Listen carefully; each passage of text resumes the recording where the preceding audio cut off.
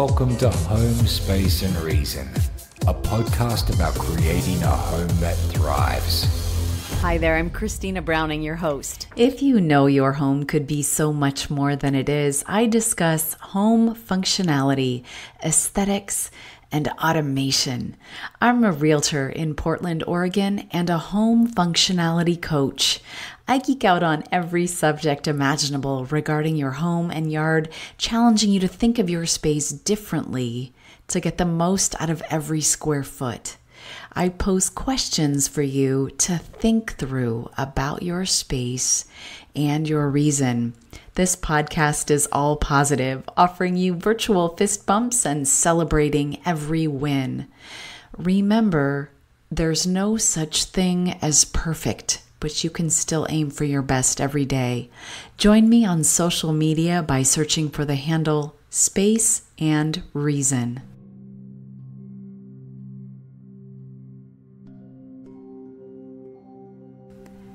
In this episode, let's discuss designing, decorating, and accenting with the color blue.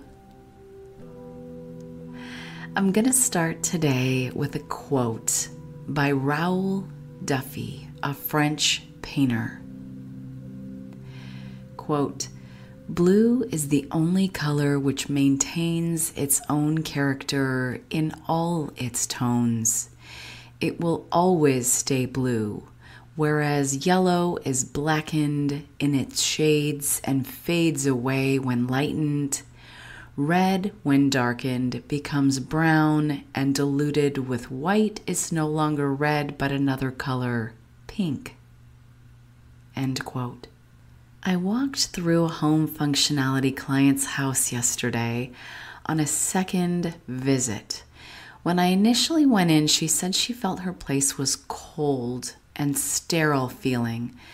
They are only there part of the year and head south for the colder months.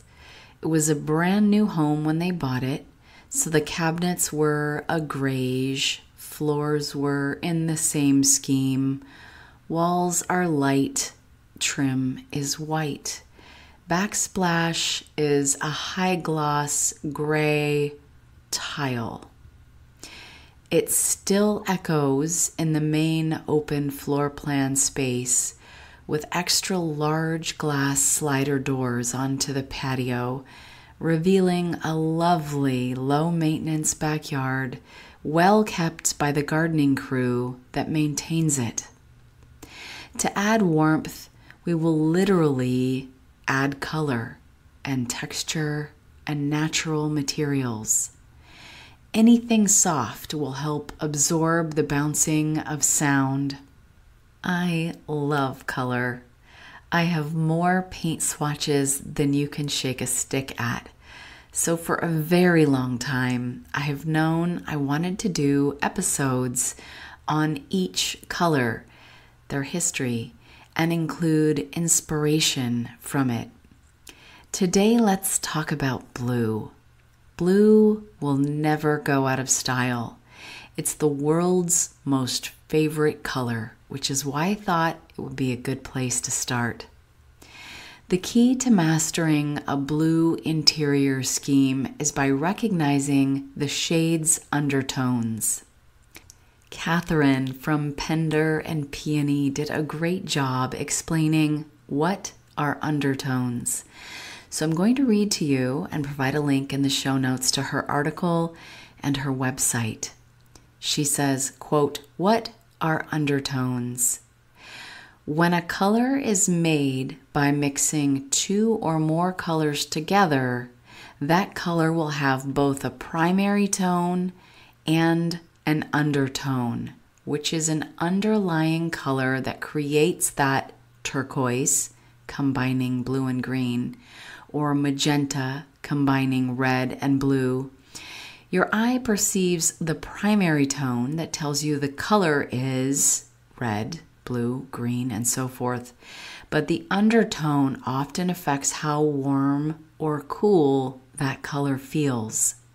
Some blues will feel warmer than others because they lean more to the purple-red side, and others feel more cool because they lean to the green side, end quote. I love the idea that blue can symbolize moonlight when mixed with other dark, moody shades, or evoke a tropical paradise when mixed with sandy creams and other natural palm tree greens. Sometimes blue can be described as cool and refreshing, or a clear, unclouded sky. You may think of teal as a shade of green, but actually it's a medium to dark greenish shade of the color blue, like a freshwater duck with a distinct greenish-blue coloring on its head and wings. The color blue appears on 71% of all 196 national flags. Here is something I started geeking out on once I knew I wanted to do an episode on individual colors. Did you know that there are people that can hear color?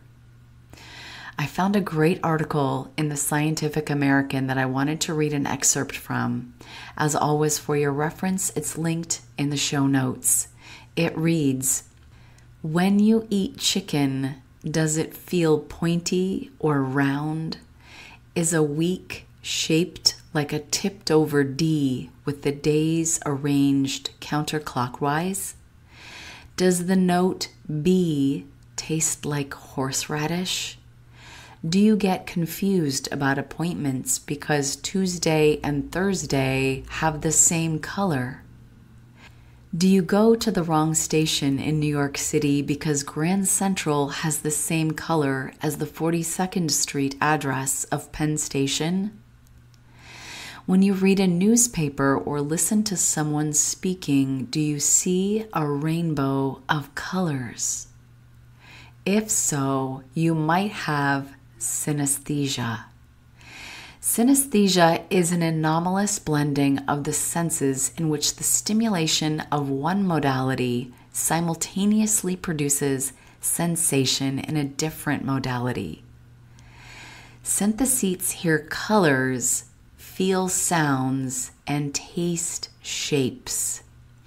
What makes synesthesia different from drug-induced hallucinations is that synesthetic sensations are highly consistent.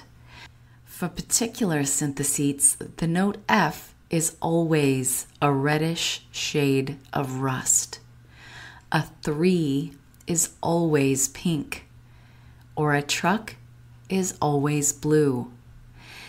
The estimated occurrence of synesthesia ranges from rarer than 1 in 20,000 to as prevalent as 1 in 200, end quote.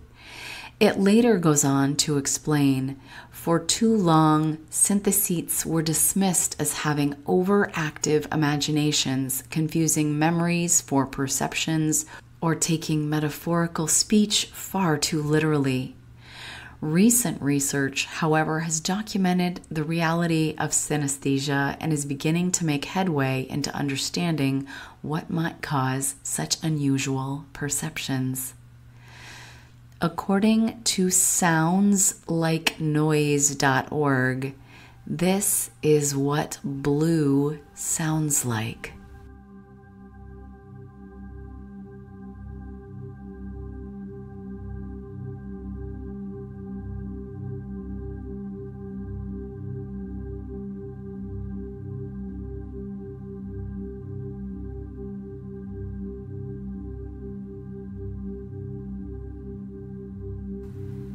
Fascinating, right? There is a podcast called All in the Mind by ABC Science, and it has an episode all about synesthesia, hearing colors, seeing sounds. You might enjoy listening to it, so I'll link it in the show notes. If you've listened to this podcast from the beginning, you know that I enjoy adding a little bit of history into the mix. According to Google Arts and Culture, quote, If you're American or European, blue might be your favorite color. It wins the polls as most popular. But did you know that it has a long and fascinating history? From barbarians to royals to workers, blue garments have been worn for thousands of years. But when used as a pigment for painting, blue has an altogether different story as the rarest and most precious shade of all. Some artists even went into debt in order to use the color. The Greeks and Romans didn't have a word for the color blue. For Homer, the sea was wine red. Blue was associated with the barbaric Celts who supposedly dyed their bodies blue for battle. Women with blue eyes were thought to have loose morals, and descriptions of the rainbow in ancient Greece and Rome omitted blue altogether. But although the color was not named, it still existed. The Egyptians loved the precious stones lapis and turquoise so much that they invented the first synthetic blue pigment in order to affordably copy their unique color. Egyptian blue was made by mixing silica, lime, copper, and alkali, and it could be used on stone, wood, plaster, papyrus, and canvas. The many decorative objects that have survived until today attest to the presence of blue in Egyptian life. In early modern Europe, blue textile dye was made from woad, a flowering plant native to the Mediterranean. During the Middle Ages, the cultivation of woad in England, France, and Germany helped many towns and regions become extraordinarily rich. However, because the dye was expensive to produce and not steadfast, it was used by the wealthy and became associated with nobility. The working class wore brown and green, while the kings wore blue, and thus came royal blue. As recently as 2009, a professor and graduate at Oregon State University accidentally stumbled upon a brand new blue named Oregon Blue when researching materials used in manufacturing electronics. When Martin Belander did a study when he compared over 130,000 pictures of fine art between 1800 and 2000, it showed that blue became the most popular color in the 20th century, taking over from the previous leader. Can you guess what color that previous leader was? I'll tell you the answer at the end of this show.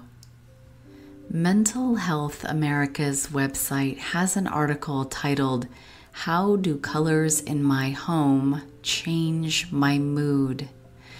Color Psychology Explained says, quote, "Primary blue is used in therapeutic settings for meditation and relaxation because it helps you unwind, find peace, and become more comfortable expressing your inner feelings.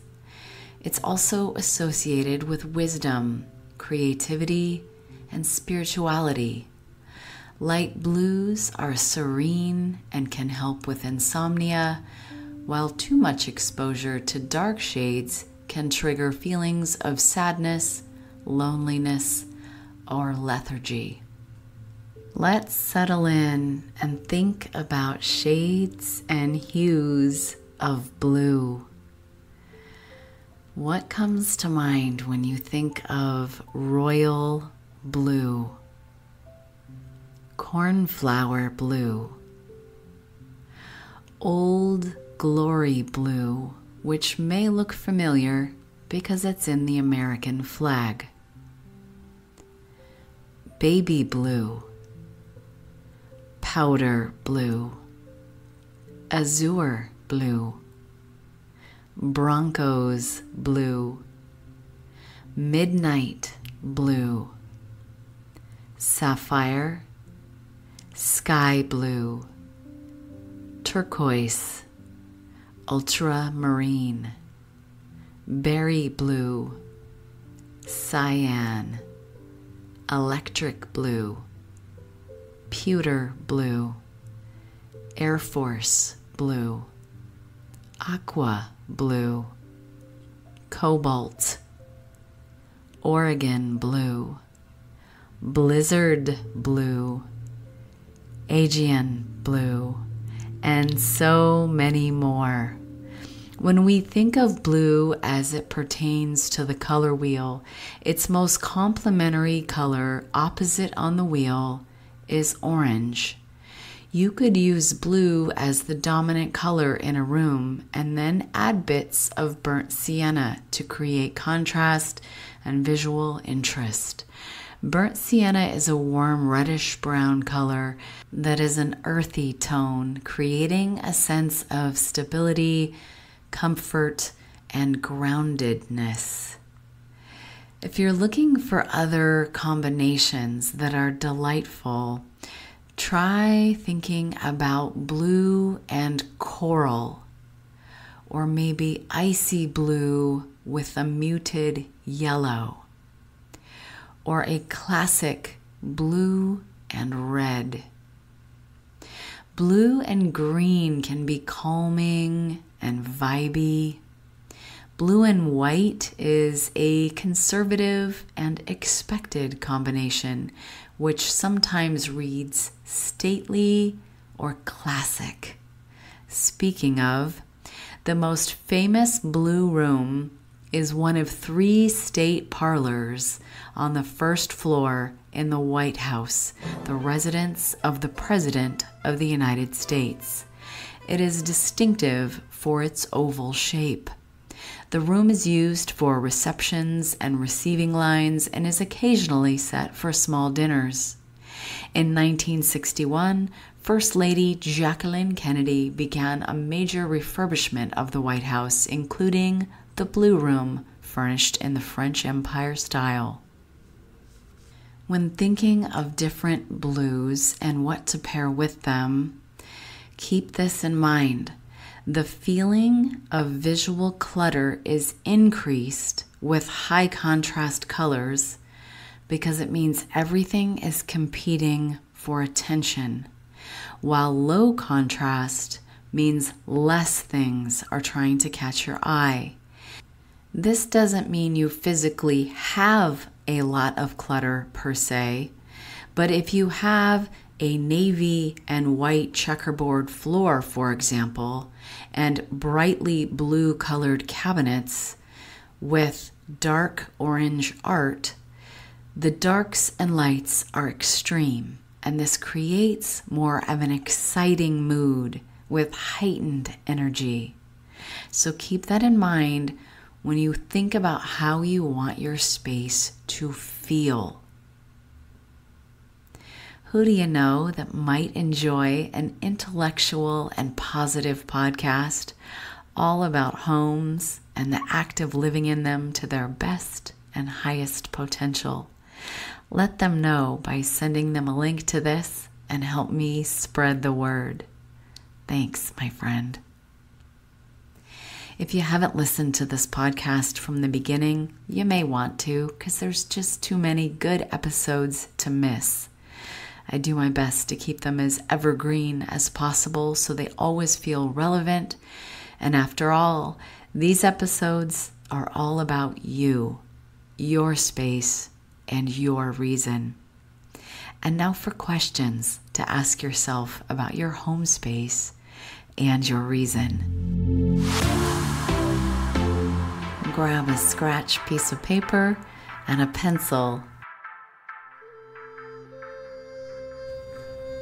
Question number 1.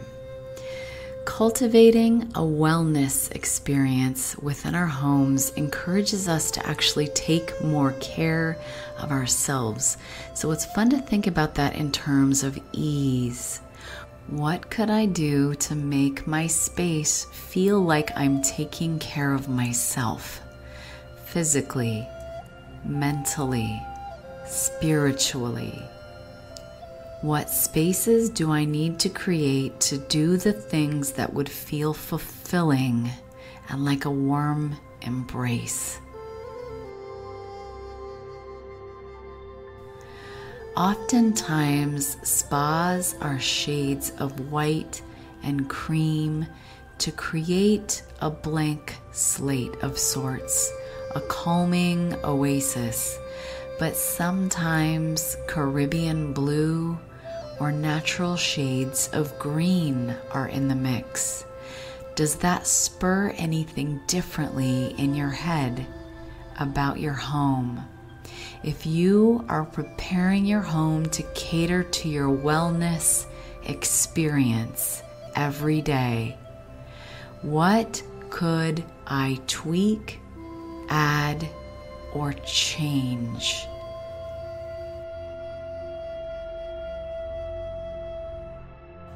Isn't that interesting? Cultivating a wellness experience within our homes. Question number 2. Do I like blue enough to incorporate it into my scheme or have it be my dominant color statement? Question number 3. How much blue do I currently have in my home?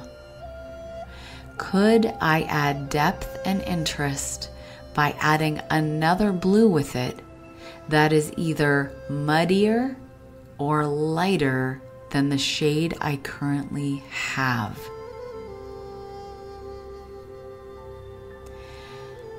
Question number 4. When I think back to my childhood, what is the earliest memory I have of the color blue? Was it positive? Look through your younger eyes. What do you see?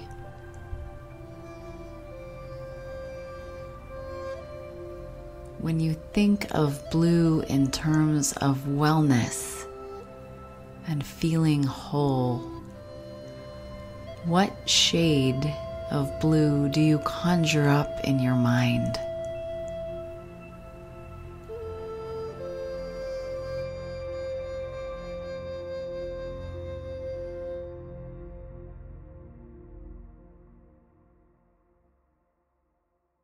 And lastly, question number 5.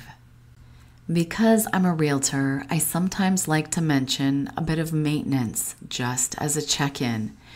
When is the last time you cleaned your dishwasher inside? You should deep clean it every now and again by removing all your dishes and the racks that hold them. You'll see an arm that spins and a filter under it. Remove those and let them soak in soapy water. Take a scrub brush and get all the gunk off. Spray the inside of your dishwasher with vinegar and wipe it down with a damp microfiber cloth. The edges, corners, soap dispenser areas is where the muck accumulates, so pay special attention to the corners and tight areas. Next, put a bowl of 1 to 2 cups of vinegar on the top rack and run a normal cycle without any detergent. Then sprinkle baking soda in the bottom and run a second hot cycle. And then, of course, pat yourself on the back.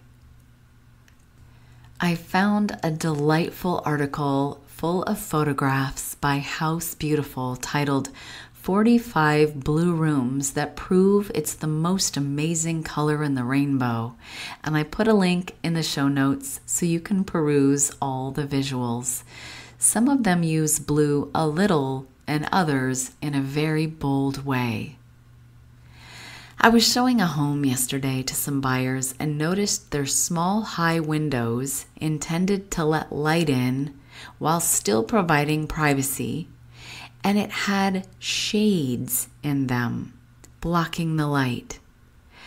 I created a video of it to share with you in my weekly newsletter called Little Bits of Home Functionality. It comes just once a week and is intentionally short, but it's a place I can share videos with you and bits of inspiration I find. Subscribe to it with the link in the show notes. If you have an Amazon Echo, you can say, play the Home Space and Reason podcast by Apple, and easily listen on any Echo or Dot, no matter what chore you're doing, if you're lounging on the couch or doing some weeding in the garden. If you happen to know someone in the market to buy or sell in the greater Metro Portland, Oregon area, kindly send them my way. The finest compliment I can receive is the confidence of your referral. If you're enjoying these episodes, don't forget to subscribe to the show so new episodes are automatically queued for you. It's one less thing you need to go search for, reducing your mental load. And now for the answer you've been waiting for. When Martin Veranda did a study when he compared over 130,000 pictures of fine art between 1800 and 2000, it showed that blue became the most popular color in the 20th century, taking over from the previous leader. The most popular color before that was orange. Thanks for sitting in on this conversation about creating a home that thrives. Meet me back here next week when we'll discuss another color.